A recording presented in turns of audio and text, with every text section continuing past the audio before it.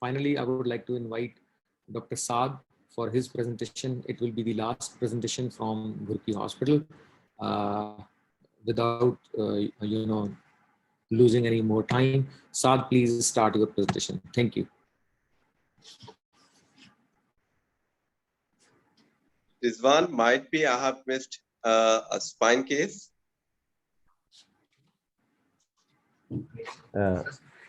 Can you all hear me? क्या कह रहे हैं? स्पाइन केस हो गया है सर, पहला डॉक्टर अब्दुल्ला की सारा स्पाइन केस. चले fine.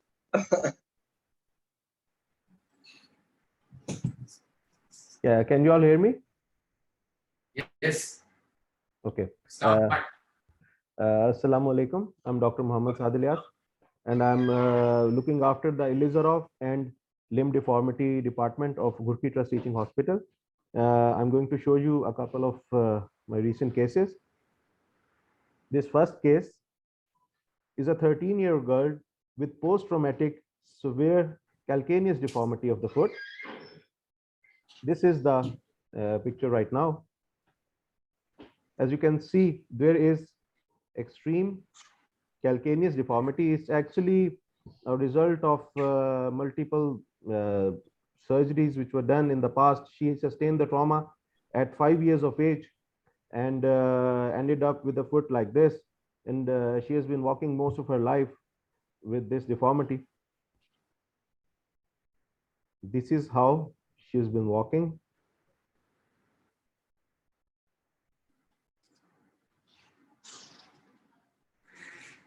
So we had multiple problems and multiple challenges when correcting this deformity. One was the magnitude of the deformity itself. Other was there was circumferential scarring.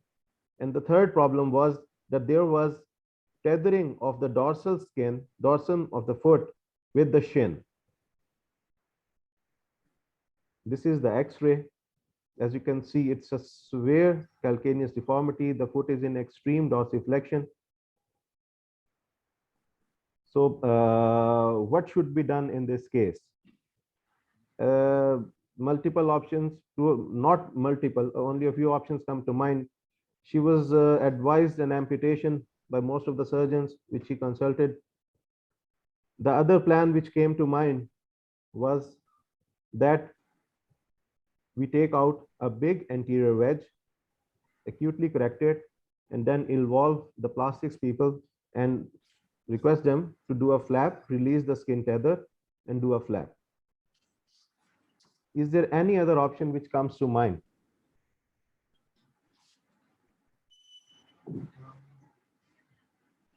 So we decided that the gradual correction with Elizarov. Yes, that's what we did. We decided that we're going to correct the case with gradually with the help of an Elizarov fixator. But there were multiple challenges which we anticipated, and we decided that we're going to manage them as we go along. So an Elizarov ring fixator was applied, and the hinges were placed at the level of the ankle. We had the posterolaterally, there was a small corridor where the skin was intact. Using a small incision, an oblique osteotomy was done, and anterior gradual distraction was started at the rate of 1 degree correction a day. And here in this picture, you can see immediately the foot started to gradually correct. And as you can see in this X-ray, the osteotomy is opening up, the deformity is correcting, as evident here as well. But there was a problem which we anticipated that this is going to cause some trouble. There was a tether of skin from dorsum to the shin, which not only started to pull the toes towards dorsally towards the shin. Here we had two options. One was to involve the plastics people, but when we discussed this case with them, there was not there was circumferential scarring all around, and there was not enough room for a flap. So what we decided was that I made a transverse skin in CN over here and fixed all the toes with the foot ring with the help of K wires. This was the picture. We made a transfer in CN, and the plan was that we're going to keep on correcting the deformity, and at the completion of the deformity, when we are going to let the wound open up, and at the completion of the deformity correction, we're going to apply a skin graft to that wound. And as you can see, the deformity was kept on correcting. But to our surprise, the wound started to granulate and started to shrink. And by the time the deformity was completely corrected, the wound was healed by a very healthy and stable scar. And in about 3 months, the deformity got corrected. And when the foot became plantigrade, the girl was allowed to weight bear on the foot.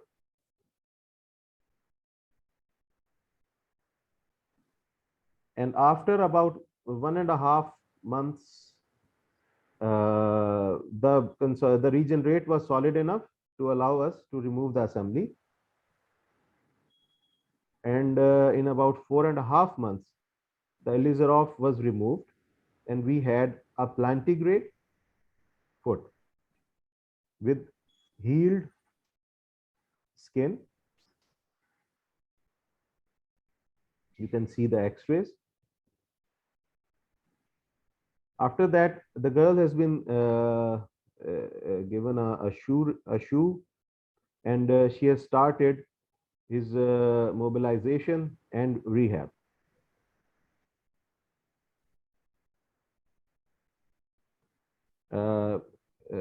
Should I proceed to my second case, or are there any? Yes, please. Okay, I'm going to show my second case. Yes, it was a great case. I have seen. Definitely, it was not an easy job to do. Basically, what you said about the skin, it's a distraction histiogenesis, and all the Definitely. structures, including skin, including muscles, including neurovascular tissue, they all lengthen with this technique, and you can get a very better outcome. Definitely. As in that you can appreciate in this picture, in the X-ray, all of the periosteum and the skin during this process, whole of the periosteum turned into bone as well because of the increased vascularity. Now coming to a second case, this is a 22-year-old girl which presented with a 3-month-old road traffic accident.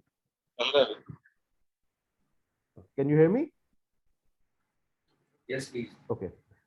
This 22-year-old girl sustained a road traffic accident 3 months before, and she had a dislocation of the knee, a traumatic dislocation, fracture dislocation of the knee, and for which she was managed in the same position in a cylindrical cast.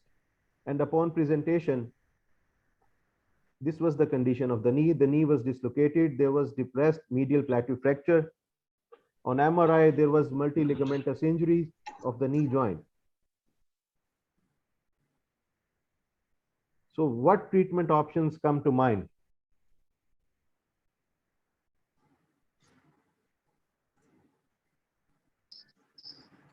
Definitely, you have to reduce the joint first, and then you can go for management of the depressed fragment of the bone, and along with you have to go for reconstruction of the ligaments. Mm-hmm. And so how would we reduce the knee? With Elizarov, you have to apply Elizarov, and you have to distract it. So Otherwise, you can't do it. Not only distract it, anterior translate it as well. So yes, definitely, you have to manage it through the Elizarov. Yes. So this was the scheme, because initially let me tell you, I have done this knee dislocation reduction cases in 4 cases so far. And these 4 cases, I think, are the biggest case series in the world. No one does that, because we are the third world countries are the only one which are having these problems. The developed part of the world does not have dislocated knee, badly managed chronic knee dislocations. But in this case, there were 3 problems. Number one, this also had a depressed fracture as well. And she was given the option of knee arthrodesis, because it's a very tedious job to reduce this knee, and then the rehab is very difficult, and 3 surgeries back to back, every patient does not bear that. So she was given the option of knee arthrodesis, which she refused. And constrained knee, obviously she's a young girl, only 20 years of age, was not good for her. So she wanted that a chance, she begged that a chance should be given. After that, even if the attempt fails, you can go for arthrodesis. So having the consent in writing, we started with our program. The initial plan was to apply an across knee Ilizarov fixator, gradually distract the knee a little, and then anteriorly translate it. And after that, let me show you step of the way. This is the assembly.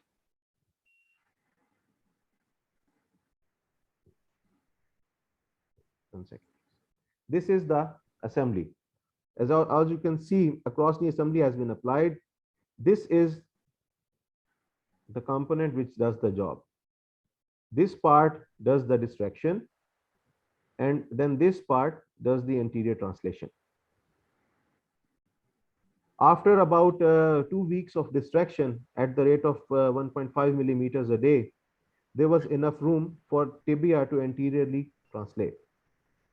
After that, anterior translation was started, and in about 1 month, the knee was completely reduced. After that, medial plateau was elevated, strut graft was placed, and then fixation was done with the help of a T-plate. And at that time, once now that we have reduced the knee is in the similar position for about 3 months. We can't just remove the assembly right now. We have to allow the soft tissues to settle down and keep the knee in a similar position. So what we do is, as our protocol, we apply hinges at this place. We apply hinges at the rotational axis of the knee and mobilize the knee joint and start knee range of motion with the hinges intact. So in this position, with the hinges providing stability to the knee, she was allowed to mobilize, do rehab, and the assembly was kept in this position for about 2.5 months. In 3 of my patients, this was all that was needed. There was enough arthrophobosis, and upon removal of the assembly, no further ligamentous reconstructions were needed. There was enough stability that the patients were able to mobilize with the help of a collateral brace. But since this girl was very enthusiastic, she got very good rehab. After the removal of the assembly, there was a significant posterior sag of the knee, and lateral collateral was not working, and there was opening on the lateral side. So at this position, you can see there is opening up, quite significant opening up on the lateral side. So a stage 3 was planned as well. So at this point, we did a single stage lateral collateral ligament and a PCL reconstruction. The lateral collateral ligament was reconstruction was done using peroneus longus tendon, and double loop reconstruction was done, and a patellar bone tendon PCL reconstruction was done in a single stage.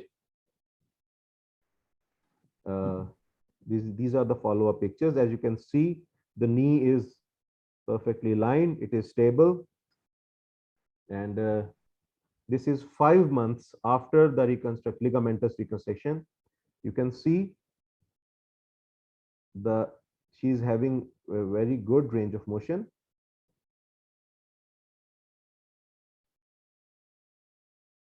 the lateral collateral, medial collateral, and the PCL are working very well.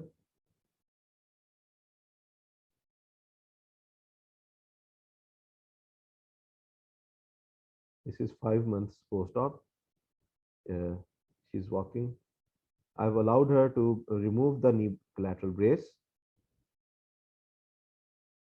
And after 6 months, 2 days ago, these are the follow-up pictures from her home. She's walking normally.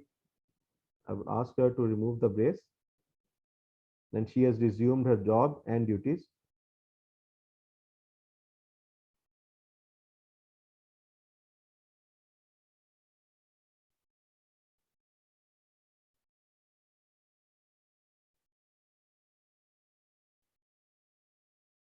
Thank you so much. Any questions? Great, Saad. It was really a great job. This needs your determination, your courage, and your persistence. Otherwise, there are a lot of problems and hurdles doing this job, because no one is going to do going to take the responsibility at all.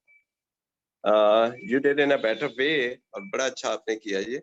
Thank you, sir. I've seen that. So हमने we did inflection contractures में तो we apply Lizarov and we take a good result. But in this case, you almost did a unimaginable job, and the patient is back to his routine activities of life, and that should be the aim of our surgery, that the patients should be back to their normal profession at any cost. Definitely. So if you can't provide them, then I think we shouldn't go for the surgery at all. But if you're determined and if you're enthusiastic enough, then you can do this job. You have to go ahead and you have to do it. And that's a great job, and continue it. Thank Thank you. you. Thank you.